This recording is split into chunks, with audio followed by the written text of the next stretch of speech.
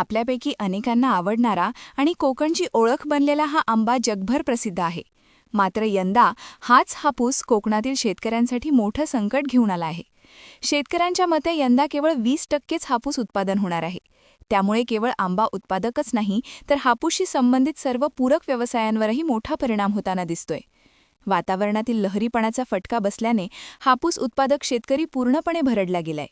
यंदा जगायचं कसं आणि जगवायचं कसं असा मोठा प्रश्न कोकणातील बागायतदारांसमोर उभा ठाकलाय. वातावरणातील बदलांमुळे हापूस उत्पादन घटलं असून शेतकऱ्यांना आर्थिक संकटाचा सामना करावा लागत आहे. रत्नागिरी जिल्ह्यातील पावस येथील आनंद देसाई यांच्यासारखे अनेक शेतकरी ह्या संकटातून जात आहेत. वडिलोपार्जित हापूस बागा आणि कॅनिंग व्यवसाय सांभाळणाऱ्या देसाईंचं म्हणणं आहे की यंदाची परिस्थिती अभूतपूर्व आहे. काही जाणकारांच्या मते हापूस आणि त्याच्याशी संबंधित व्यवसायातून सुमारे 2,500 कोटी रुपयांची उलाढाल होते.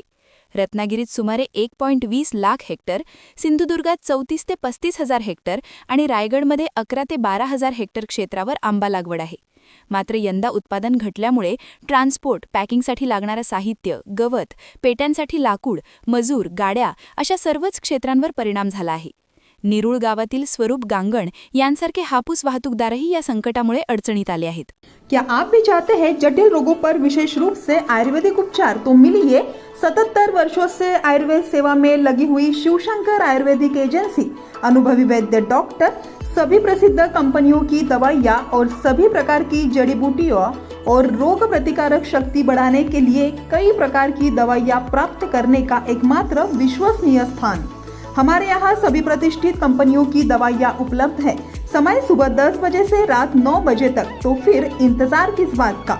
महाजन मार्केट के पास, टेम्पल बाजार रोड, सीताबर्डी, नागपुर.